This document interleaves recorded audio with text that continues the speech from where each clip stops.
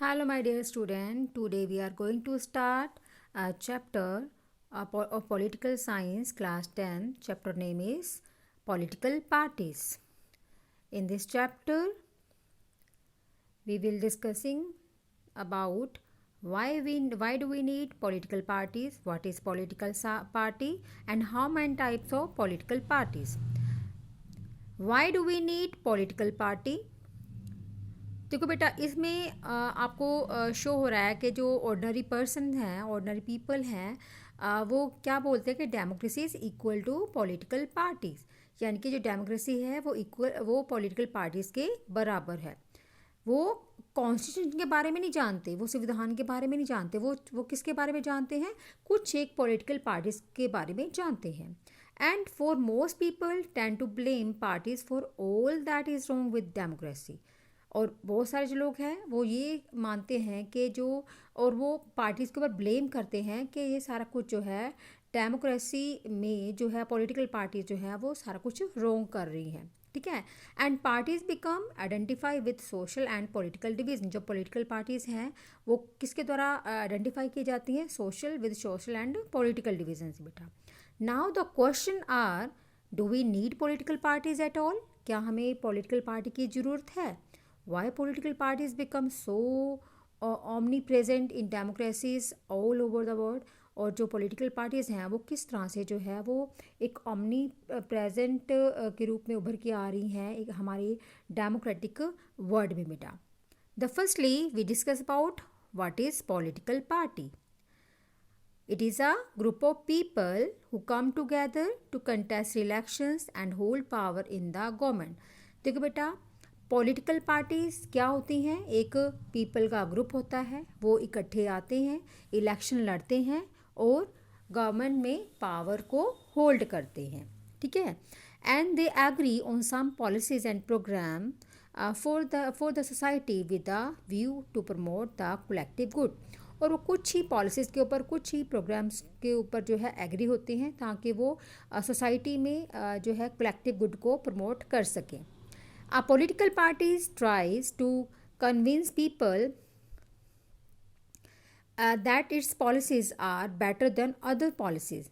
They try to win elections so that they can implement their policies. Political parties क्या करती हैं, लोगों को कन्विंस करती हैं अपनी पॉलिसीज़ के रिगार्डिंग। उनको ये शो करती हैं कि जो उनकी पॉलिसीज़ हैं, अलग अलग जो पार्टीज़ हैं वो ये शो करती है कि उनकी जो पॉलिसीज़ हैं वो दूसरी पार्टी से बेटर हैं। ठीक है। और बेटर क्यों है, ताकि जो है they try to win election. वो क्या चाहती हैं, वो पार्टीज़ को वो इलेक्शंस को विन करना चाहती हैं ताकि वो अपनी पॉलिसीज़ को इम्प्लीमेंट कर सकें बेटा। Thus, parties reflect fundamental political divisions in a society। तो पार्टी जो हैं वो रिफ्लेक्ट करती हैं फंडामेंटल पॉलिटिकल डिविजन्स को इन आ सोसाइटी में बेटा। Parties are about a part of the society and thus involve partisanship. बेटा देखो पार्टी जो होती हैं वो सोसाइटी का रूप होती हैं, उसके बाद वो इन्वॉल्व होती हैं बेटा पार्टिसनशिप में, यानी कि दल बदल में। Okay. And thus a party is known by which part is it stand for, which policies it support and whose interest it uphold बेटा। पार्टी जो है वो जानती हैं कि by which part it stand for and which policies it supported and whose interest it uphold। उनको पता है कि कौन सी पॉलिसीज़ किसके लिए अच्छी हैं, क्या करना चाहिए क्या नहीं करना चाहिए, तो वो बेटर स्टैंड करती हैं। अब next is 3 components of political parties. Political parties के 3 कंपोनेंट्स हैं। फर्स्ट क्या है बेटा, द लीडर्स। ओके, फर्स्ट क्या है, the leaders. Then second is the active members and the followers. देखो बेटा लीडर में क्या शो किया, बड़े बड़े लीडर जो पार्टी के विनर होते हैं, जैसे कि मोदी हैं वो विनर हैं पार्टी के, तो उसको वो प्राइम मिनिस्टर बने हुए हैं, ये लीडर हैं। लीडर के अंडर जो होते हैं एक्टिव मेंबर होते हैं जो उनकी हुक्म की पालना करते हैं, उनकी कहना मानते हैं, और जो लीडर बोलते हैं एक्टिव मेंबर को वो करना पड़ता है। एंड देन अब जो एक्टिव मेंबर हैं ये काम किससे करवाते हैं, ये हमारे हमसे, ये जनता से काम करवाते हैं, हम जैसे लोगों से काम करवाते हैं। तो बहुत सारे जो ऐसे फॉलोअर्स होते हैं, हम जैसे ही इनके फॉलोअर्स होते हैं, इनको मानने वाले होते हैं, इनके अंदर भगत होते हैं बेटा, ठीक है, जो कि इनको इलेक्ट करते हैं, अपने रिप्रेजेंटेटिव को इलेक्ट करते हैं, देन फिर वो अपनी गवर्नमेंट बनाते हैं, ठीक है बेटा।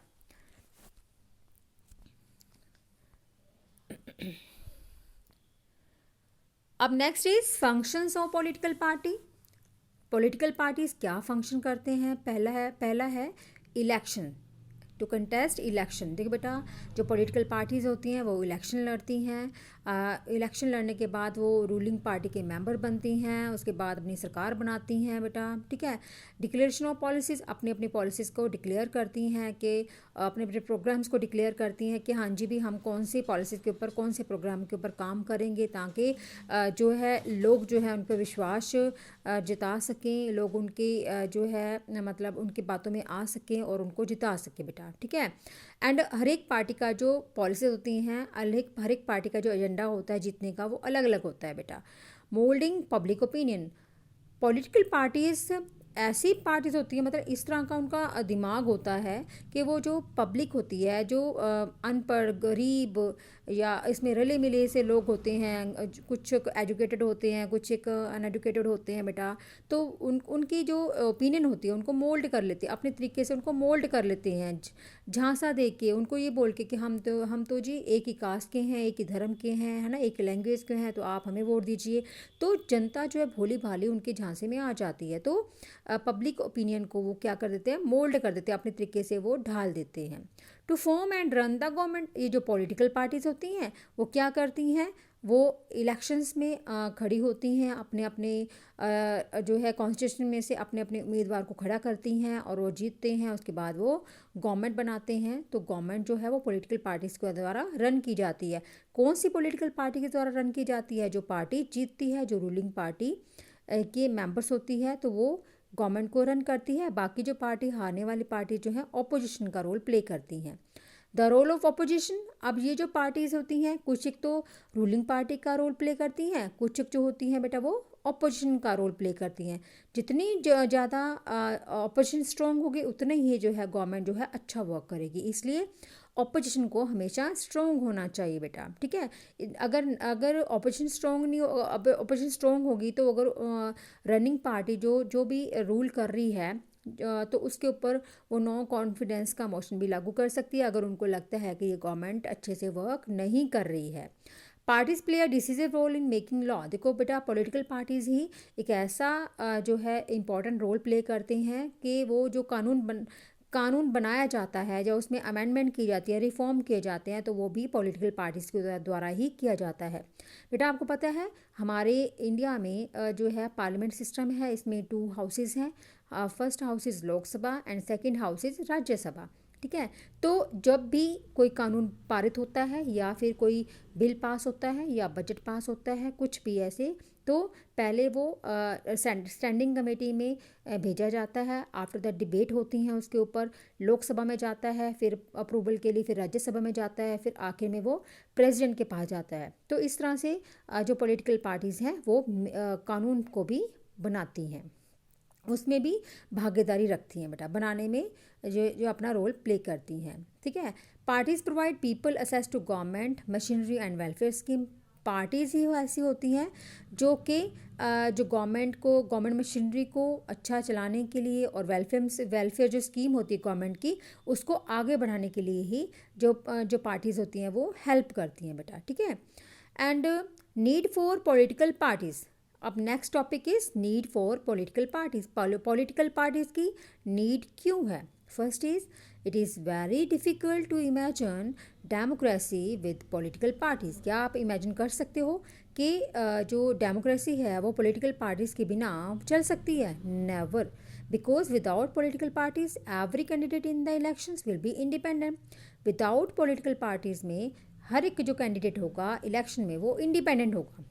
So no one will be able to make any promise to people about any major policy changes. तो हर एक पर्सन, एक इंडिविजुअल पर्सन जो लोगों के लिए जो पॉलिसीज़ को चेंज करना, पॉलिसीज़ बनाना, उनके ऊपर वर्क करना या उनके ऊपर लिए प्रॉमिस नहीं कर सकता। एक पर्सन जो है लोगों के लिए प्रॉमिस नहीं कर सकता कि वो उसकी जो प्रॉमिस हैं, जो मैं बोल रहा हूँ, वो पूरा करूँगा। ठीक है।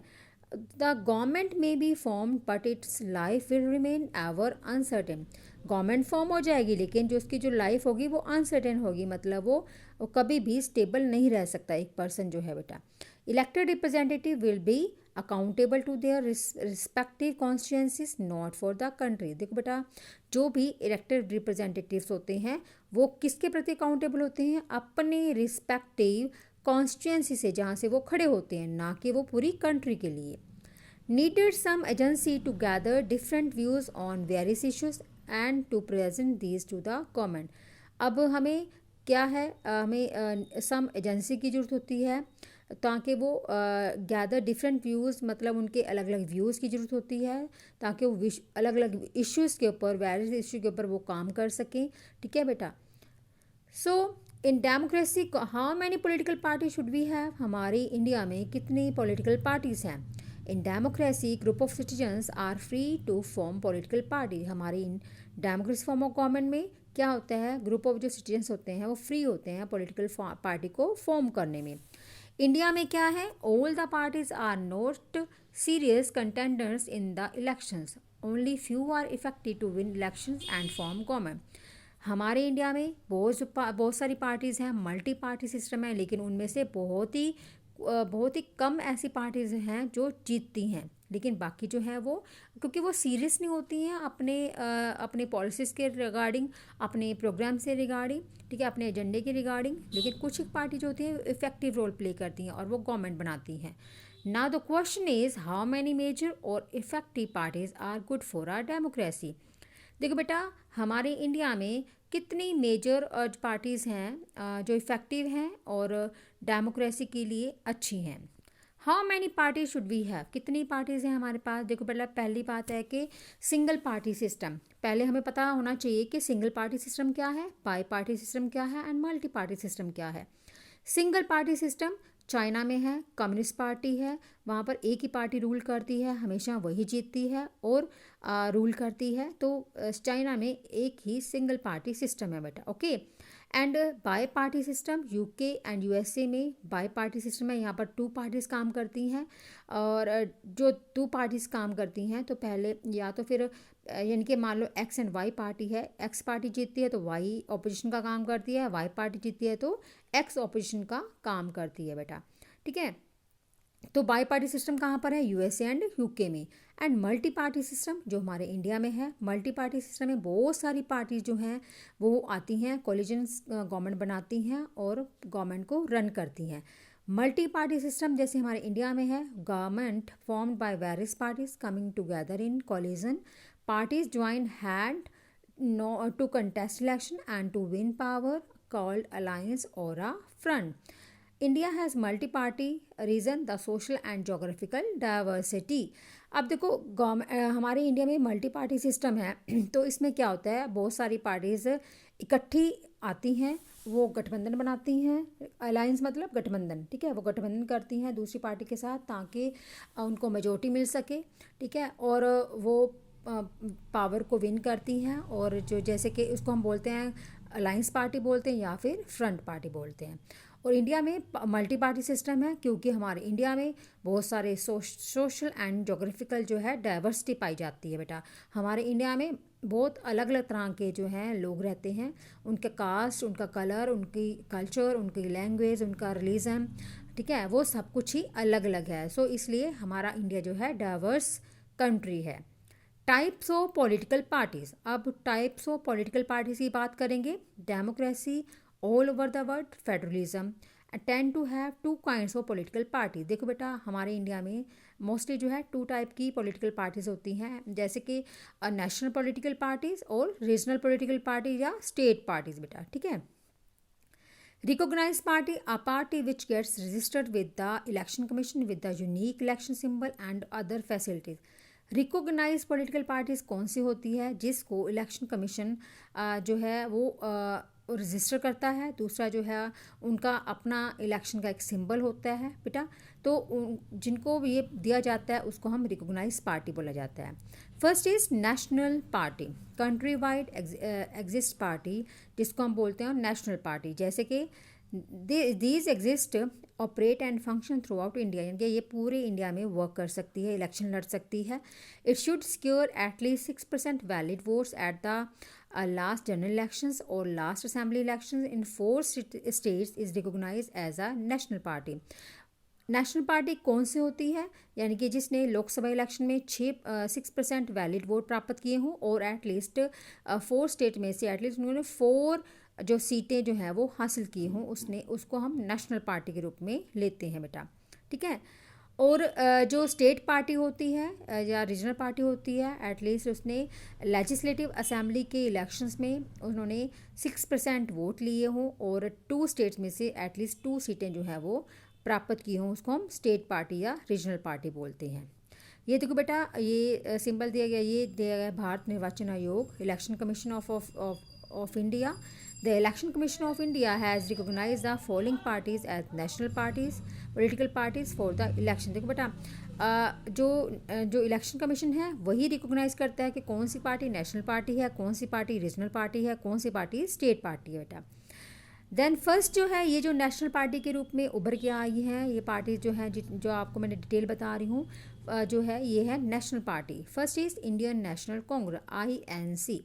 The party was formed before independence in 1885। देखो बेटा, ये 1885 में फॉर्म की गई थी और it is one of the oldest parties in India, सबसे जो है ओल्डेस्ट पार्टी है। The party has played a dominated role in Indian politics at the national and state level for several decades। देखो, इस पार्टी ने national party के रूप में स्टेट लेवल पे भी इसने जो है सेवरल डिकेड तक जो है बेटा डोमिनेट रही है, अपना इसने राज किया है।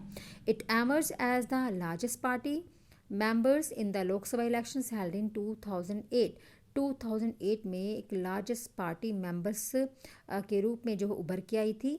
आइडियोलॉजी क्या है कांग्रेस की? First it is centrist party, neither rightist NOR leftist in its ideological orientation. देखो बेटा, इसमें राइटिस्ट एंड लेफ्टिस्ट के बारे में बताया गया है। राइटिस्ट यानी कि प्रो रिच, यानी कि पहले से जो रिच पर्सनस हैं जो इस पार्टी में इन्वॉल्व थे, और लेफ्टिस्ट यानी कि जो प्रो पुअर है, यानी कि जो गरीब हैं लोग हैं। तो पहले क्या थी, एक राइटिस्ट का दल होती थी ये पार्टी, लेकिन आज जो है ना तो ये राइटिस्ट है ना ही लेफ्टिजन के मिला जुला रूप है बेटा।